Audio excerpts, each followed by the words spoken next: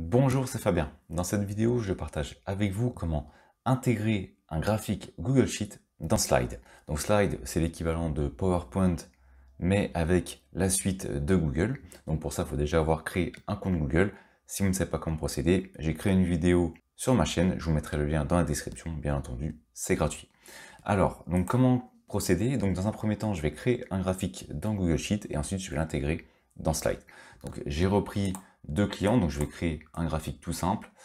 Donc on va reprendre le chiffre d'affaires de ces clients, je vais faire insertion, graphique. Ici, je ne vais pas m'embêter à faire la mise en forme, voilà, on va garder la mise en forme classique. Si on souhaite, on peut très bien aller le basculer en colonne, voilà. Donc, je vais modifier comme ceci. Maintenant, comment procéder pour l'ajouter dans Google Slide et donc dans son diaporama par la suite? Je vais retourner sur Google Drive, je vais faire ajouter, je vais ajouter Google Slide, hop, ça va me créer une nouvelle présentation. Dans cette présentation, je vais tout simplement supprimer les éléments. Je patiente le temps que ça finisse le chargement. Ensuite, je vais aller sur Insertion, Graphique, depuis Google Sheet. Voilà. Et en fait, à partir de là, je vais pouvoir sélectionner la feuille dans Google Drive qui contient le graphique qui m'intéresse. Donc, vous pouvez rechercher parmi les feuilles sur votre compte Google. Moi, c'est dans la feuille client, donc la feuille qui est ici avec le nom client. Donc, je vais faire feuille client. Donc, si vous avez d'autres feuilles, vous pourrez aller chercher les éléments dans d'autres feuilles. Je vais faire sélectionner. Dans cette feuille, il va m'en sortir tous les graphiques qui existent dans la feuille.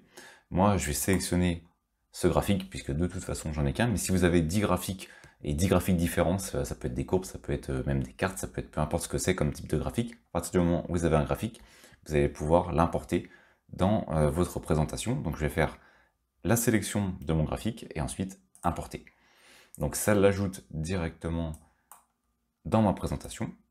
Hop, je le positionne comme je veux, hein, vous le faites comme vous le souhaitez. Maintenant, je vais retourner au niveau de ma feuille Google Sheet.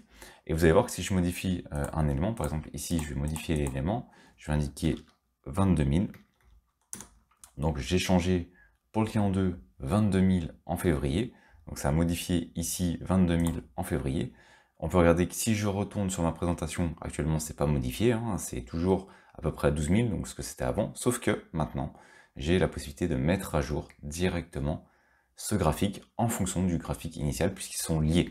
Le graphique est lié à la feuille Google Sheet. Donc je vais faire mettre à jour et on va voir la courbe et on va voir la barre qui va remonter tout de suite. Donc je fais mettre à jour et ça a remis à jour et ça a actualisé en fonction des données du graphique qui se trouve dans Google Sheet. Donc c'est relativement pratique, c'est-à-dire que tous les graphiques que vous aurez liés avec votre présentation, eh bien vous allez pouvoir les mettre à jour avec un simple clic.